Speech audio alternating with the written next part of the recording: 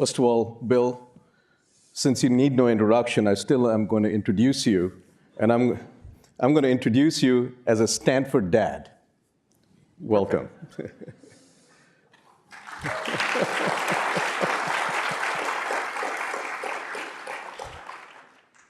So let me first say, my first encounter with you was when I was in few months as a first director of RPE, and people had arranged a meeting with you in your office.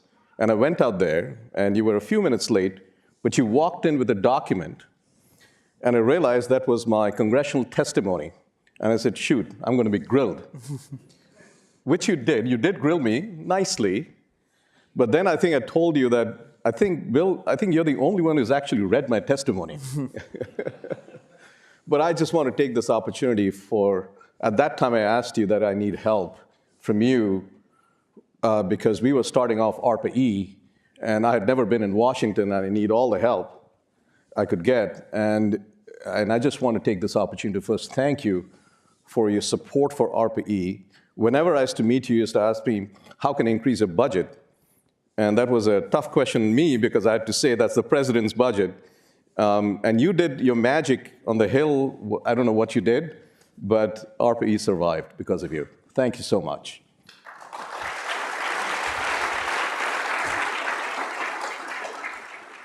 So let me start by saying a few things. You are one of the founding fathers of the computing industry. You democratized computing, and you touched billions of people. And for those people who you could not touch with computing, you and Melinda have touched with your incredible work on global health, and for which, and I'll just put it out there, I know you're not looking for it, I hope you get a Nobel Peace Prize at some point. Thank you. So given all that, you're pretty much with your work, your legacy, you have touched pretty much all of humanity, almost. So how did you get interested in energy? Well, how can you not be interested in energy? I mean, civilization, as Václav Smil, who's the best writer about energy, says actually his latest book, I think it's his 42nd, is titled Energy and Civilization. And I recommend all 42 of them, but this one, if you don't have time to catch up, just read this one. It covers a lot.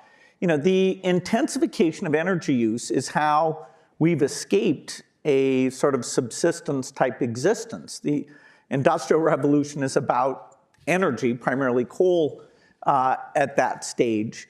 And when I put my foundation hat on and look at, okay, what needs to be done for Africa, poor countries in general, but particularly Africa, the amount of electricity per person has gone down in Africa over the last 20 years. And there's no way you can there's an upper bound on what you can do with an economy unless you get infrastructure, including roads and electricity, up to a certain level. So it's a huge concern that all these developmental goals we have are unachievable unless you get energy available there.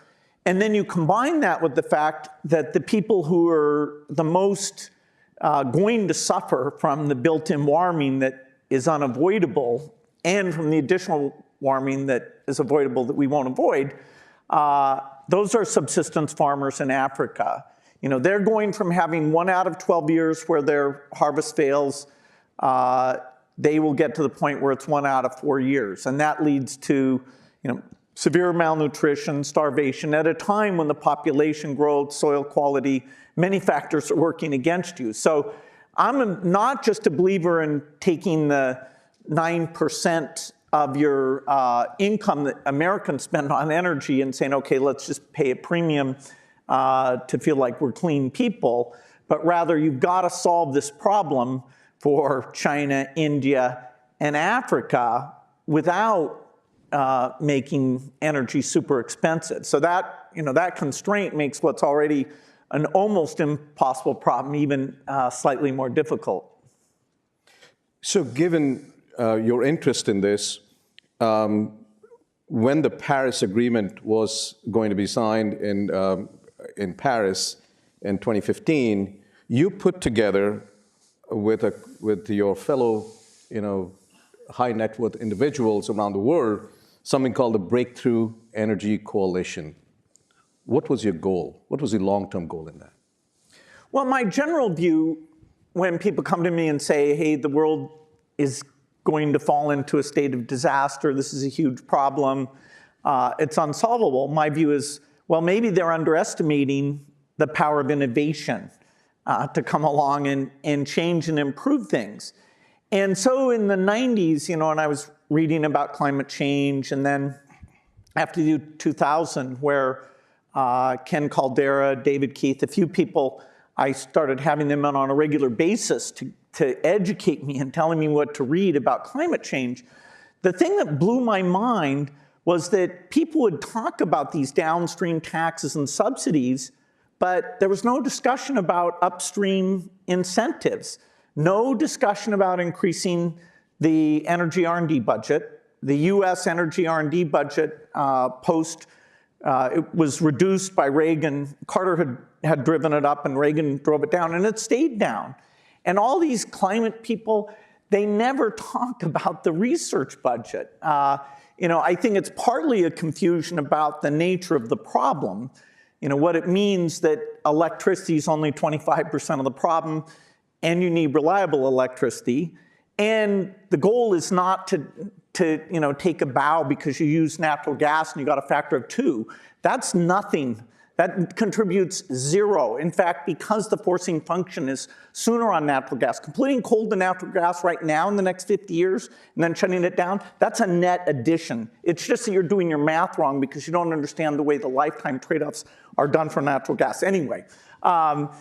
So the idea that R&D wasn't like the prime thing, and I remember sitting with Obama, there were a bunch of us there, I'd created this coalition, and I was saying, hey, if you can only do one thing, increase the R&D budget, and he said, no, I can do the carbon tax and the R&D budget. Well, we ended up getting nothing at all, even though the R&D piece, which is a long lead time piece, which is very necessary,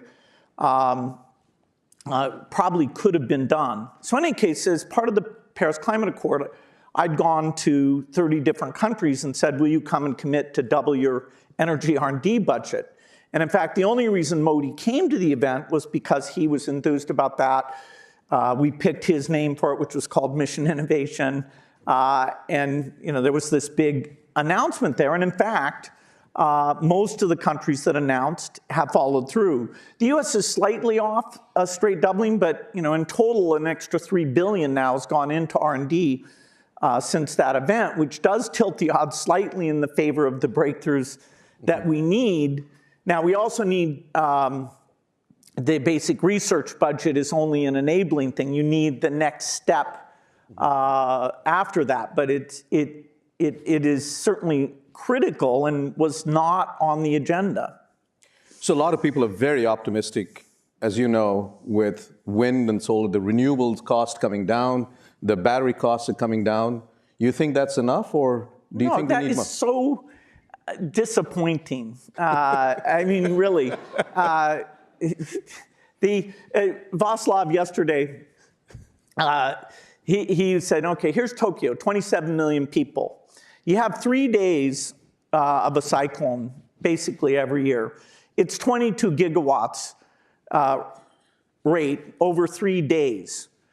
Tell me what battery solution is going to sit there and provide that power. I mean, let's not joke around. You're multiple orders of magnitude, $100 per kilowatt hour. That's nothing. That doesn't solve the reliability problem.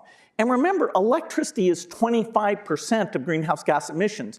Whenever we came up with this term clean energy, I think it screwed up people's minds because now they don't understand. I was at this conference in New York, I won't name it, and they were saying, all these financial guys got on stage and said, oh, we're going to rate companies in terms of their CO2 output. And we're going to say this company puts out a lot of CO2 and financial markets are magical, and all of a sudden the CO2 will stop being emitted. And I was like, okay, how are you going to make steel? Do you guys on Wall Street, do you have something in your desks that makes steel?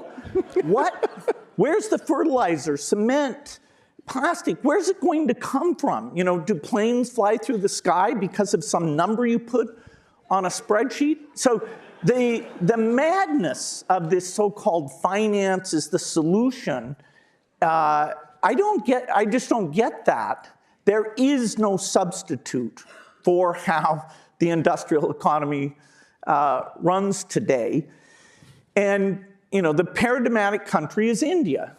Will India pay a premium price to have materials to build buildings, to get rid of slums? Will they pay a premium price for air conditioning? Basically, the answer is no. The voters there won't, and they probably shouldn't, deny themselves when their greenhouse gas emissions per person is only a 20th of what the US has already emitted. And so, you know, who should go first and get emissions per person down to make up for what done past? Of course that should be us. So there's not even an argument in justice that says that price premium ways of doing all the things, not just electricity, that happens. So the idea that we have the current tools and it's just because these utility people are evil people, and if we would just beat on them and, you know, put it on our rooftop, that's more of a block than climate denial. The climate is easy to solve group is our biggest problem. So what are the breakthroughs do you think we need in terms of technology? Well, it's pretty straightforward that in the electricity sector, you either need something like nuclear fission or fusion that runs 24 hours with the high duty cycle, or if you're going to rely on intermittent sources, then you need some monster miracle that's more than order of magnitude away from anything. This is grid storage, not consumer vehicles going 300 miles. Right. This is, you know, hey, Tokyo, don't worry about it. It was cheap to solve. And by the way, you're only getting value out of that battery once a year. So, you know, do the math on what that looks like per kilowatt hour. Anyway, so you have electricity generation. You have the industrial economy, so you have to figure out how to make all those things. A lot of the things, if you can make cheap hydrogen, that actually solves several of those things in terms of the chemistry type side of that. But steel and cement are kind of special and require particular solutions. You have transport problems other than cars, which the energy intensity is far more difficult. And the 24% of the emissions are agriculture and meat related emissions. And those are very difficult. There, you know, I fund things like Impossible Foods, Beyond Meat, a variety of companies to try and completely change how products that the acid test is, can you tell it's artificial meat or not? If you can tell, we're in big trouble. So the goal is sometime in the next 5 years to have that product, at least in the ground beef category, be such that you cannot tell the difference. And that's pretty big. I mean, cows, if they were a country, they would be in the top 5 emitters in the world. And that's just cows. And people, believe me, they've tried to feed them different things or put a little torch on their butt or things. It doesn't work. But it's also the deforestation that is caused by grazing and things like that. That's right. But the beef, you know, if you get to a certain GDP per person, actually, you have reforestation. So Massachusetts today is more forested than it's been in the last 60 years. But in general, you do get deforestation. So if you take Indonesia and Brazil, their biggest category of emissions by far is the land use piece. If you take Australia and New Zealand, it's the cows that are there that are the biggest. So you need innovation in a surprising number of sectors of the economy. And unfortunately, the goal is zero. Actually, the way they do the models now, because they're trying to make it look like 1.5 degrees isn't the biggest joke ever. They show these gigantic negative emissions. And I'm the biggest funder of various carbon capture things, liquid, solid, you name it. But the likelihood of that being economic, that is more than 2 orders of magnitude non-economic right at the moment. And as Václav reminds us, it would have to be 10 times the size of the oil industry. That is the amount of stuff that you would have to stick underground. It's just 10 times the entire oil industry. So let's talk about the agricultural side, because I think that's really important. I'm a product of the Green Revolution, which was this short strain of wheat. I would not be here if it was not for that. Do you think, given the tools that we have in biology today, of CRISPR-Cas9 and all the gene editing, do you think there's another green revolution we should have, not just for food, but for carbon as well, and maybe a combination of the two in one shot? Do you think that's possible? Well, yeah, the Gates Foundation funds a thing called improving photosynthetic efficiency. And there is literally a factor of 2 to be had in terms of changing the basic photosynthetic pathway. There's about 4 different things you have to do.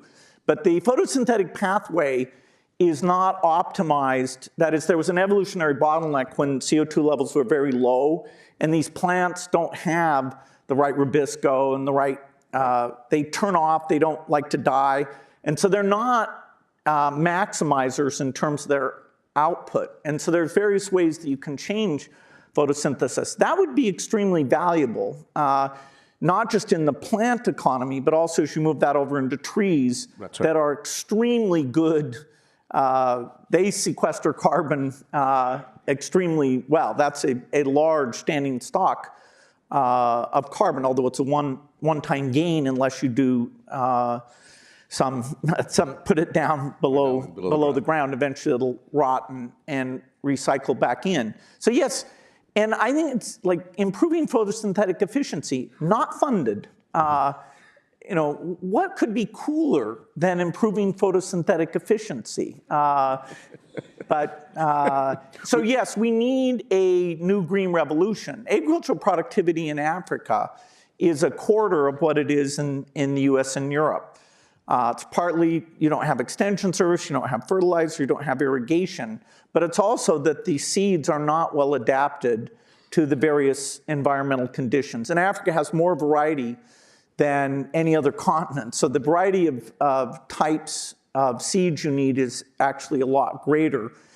That whole seed thing is not well invested in. But if you care about climate adaptation, the thing you would most invest in, by far the top of the list, would be more productive seeds. So if you're only having 3 or 4 good years, you either maintain buffer stock or you sell it and you have cash that holds you through that year that your harvest isn't working.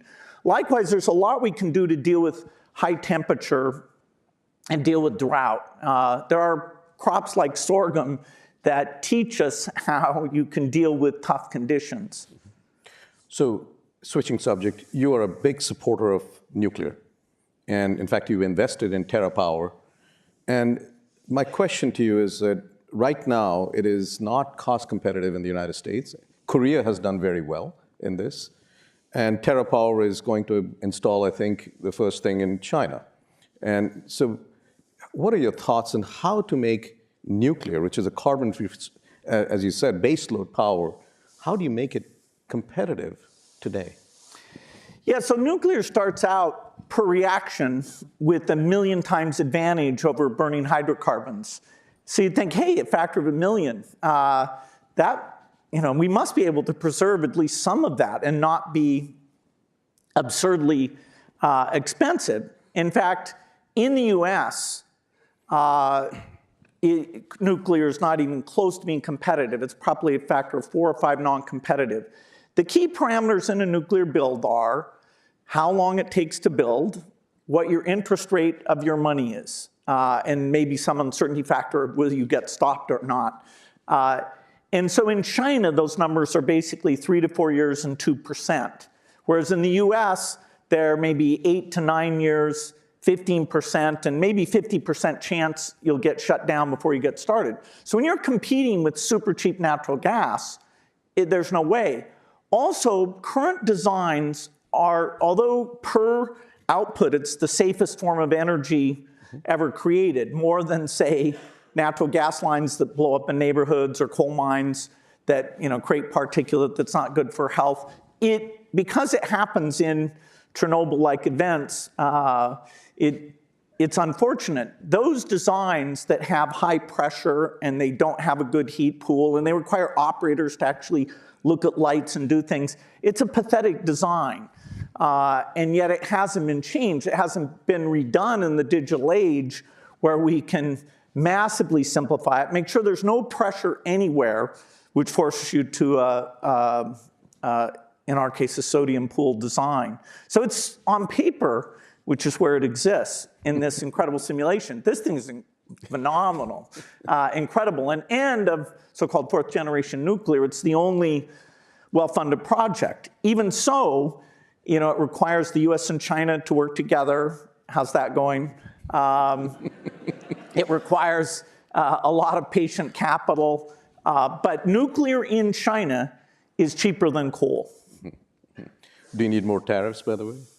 Well, we need comedy. We need US and China to work together to bring this solution, because the US understanding of these issues is phenomenal. We shut down FFTF, but there was a lot of materials learning there that was quite fantastic. And the Chinese are where they're going to build a lot of reactors, really build them. I mean, they'll show you the sites.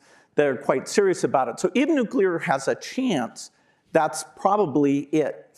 So you're talking about the technological side, if you can somehow bring down the cost and make it safer, but these are all playing in the energy markets, and the energy markets are short-term, and these are investments that are, in a nuclear case, 60 years, maybe 70 years, maybe even longer in the future. So is there some innovation on the market side that will actually favor the long-term investment? Should there be some innovations out there?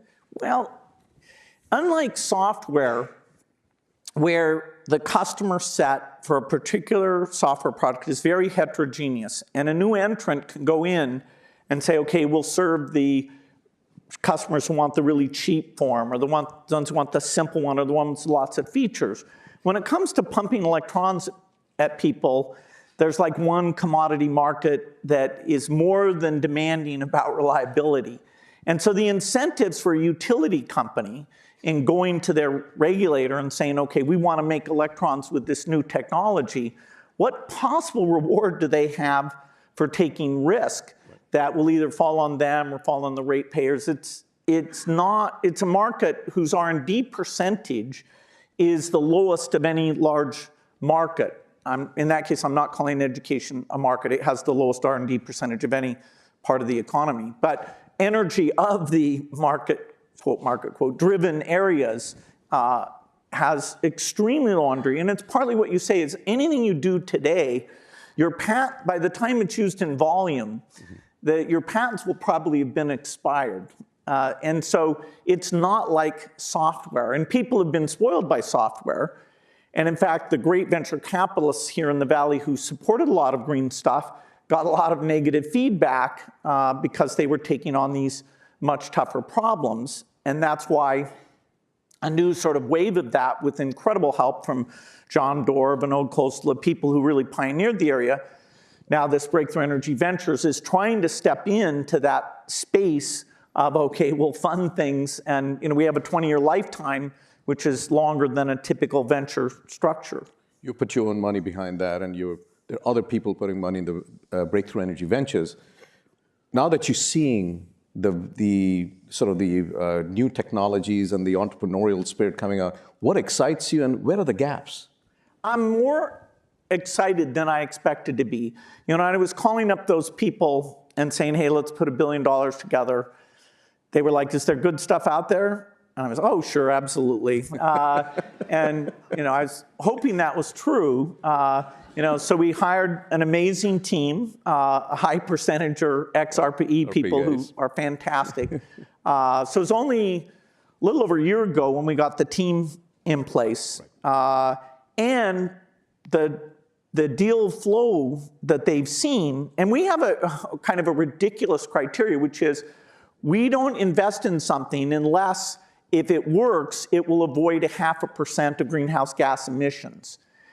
So we can do artificial meat, we can do new ways of making steel, across the whole range. It's not just electricity, but we're not going to invest in some other thing. So like Climate Corp, which Vinod had in his green fund, thank God, because that's what made it profitable, that wouldn't fit our criteria of what to invest in. And even so, we are seeing a lot of great stuff. In fact, if you set aside money for the later stages of these companies that they don't need yet, it'll only take us maybe 2 to 3 years before all that money is committed to those companies and whatever successful follow-on things we think we need to be part of. And so we'll go back and say, hey, let's do more. So the deep thinking, and these are, there's no guarantee.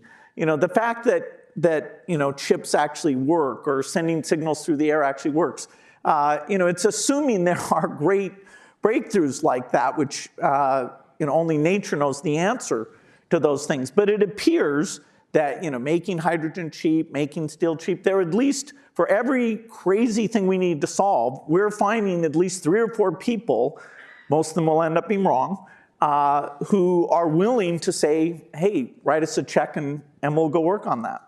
Terrific. Any prospects of nuclear fusion?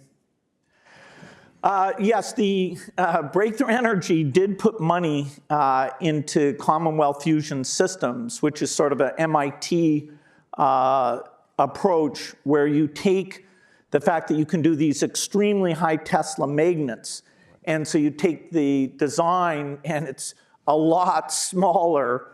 Also, the problem with fusion isn't just making it work, and nobody's ever gotten real energy break even.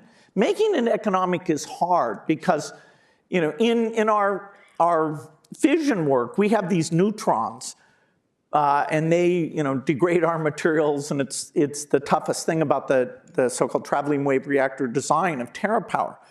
These fusion guys, those neutrons are in a completely different league in terms, and so how they replace materials over time is very difficult. And there are actually more fusion companies in the North America, several are Canadian, today than there are fission companies. In a certain sense, if you put aside SMR, there really, other than TerraPower, aren't any really big play fission companies. Whereas fusion, there's quite a few. Mm-hmm. Now, a lot of them look sketchy to me, but thank God. They need to try. They need to try. Yeah. I mean, having a dozen companies is very impressive. Mm-hmm. that's going on. I think we are seeing not only magnetic confinement fusion, but also inertial confinement, and actually combinations of those two that are actually being tried out. Now, some of them will fail, many of them will fail, but hoping that some of them may, or one of them may actually succeed, and that's the breakthrough there. So you have assembled an amazing group of billionaires in this Breakthrough Energy Coalition, and you are now investing in technology, but that platform that you have is obviously more than just technology. What else do you want to accomplish with this group of people that you've assembled worldwide? Well, obviously we want to be a voice to encourage these research budgets to go up and stay up and to be spent properly. We just did a deal with the European Union where they put money in to fund startups, literally European Union money. And it's because they're worried that if they raise the research money, there won't be investors coming to Europe and finding the really good work there.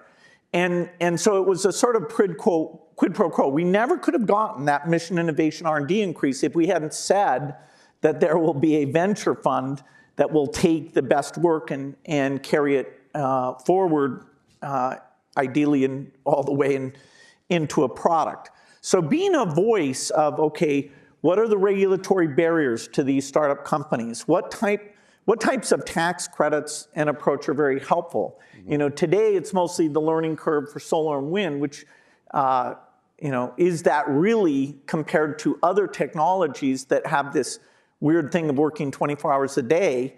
You know, should you really be funding the intermittent stuff with all the money and putting no money in the stuff that works all the time?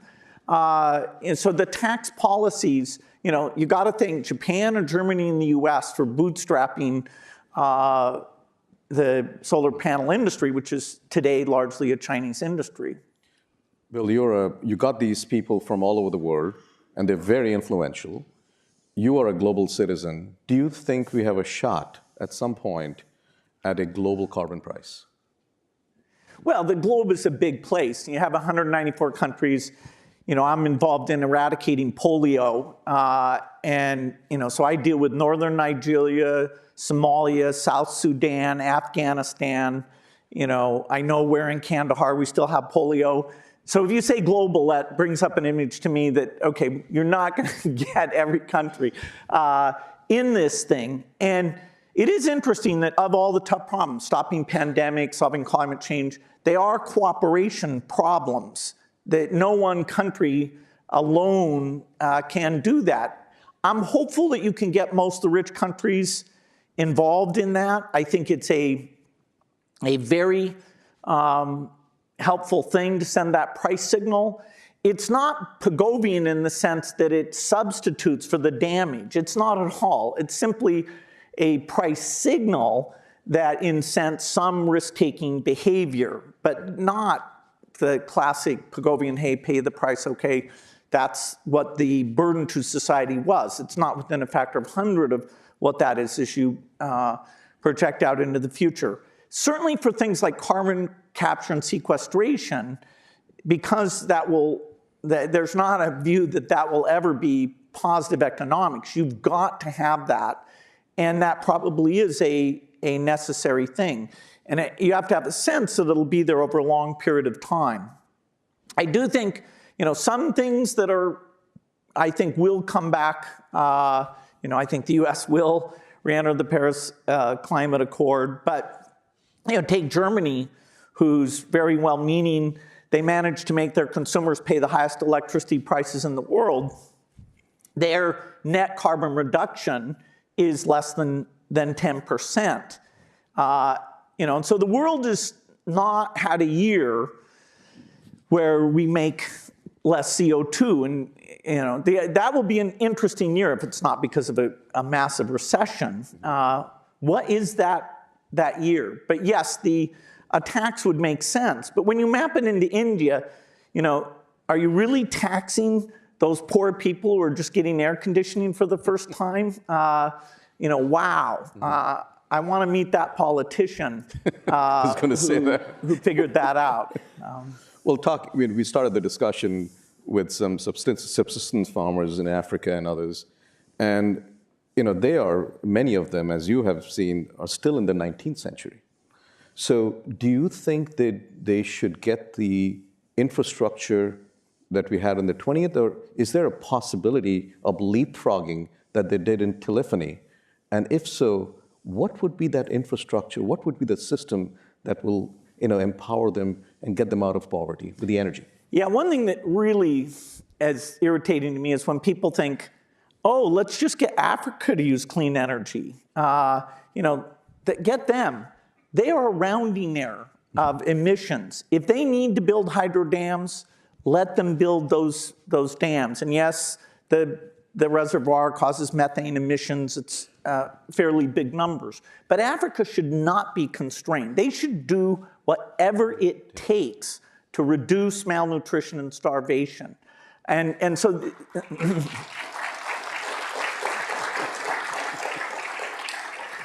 and people get confused. They think, oh, let's let them have little lights at night. Well, you don't create any jobs. The amount of electricity required to create a job, that is not intermittent electricity. That is electricity that's there all the time. So just, you know, cheap solar panels, which is great, That is no solution. They need grids, they need rather large amounts of power.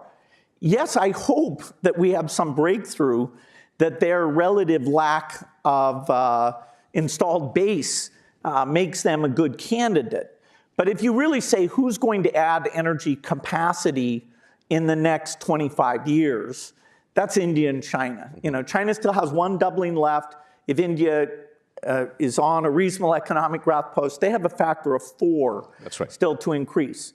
Sub-Saharan Africa is the eventual problem, but this problem should first be solved in China and India with examples from the richer countries, and then we can map it onto Africa. So I'm not seeing many things that are like cell phones where they completely obviate the need for a grid, for example. Now, if somebody has that invention, hallelujah.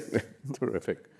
On that hallelujah note, thank you so much for being here. And you have a standing room, only out here. Let's thank Bill for being here and sharing his thoughts with us. Right.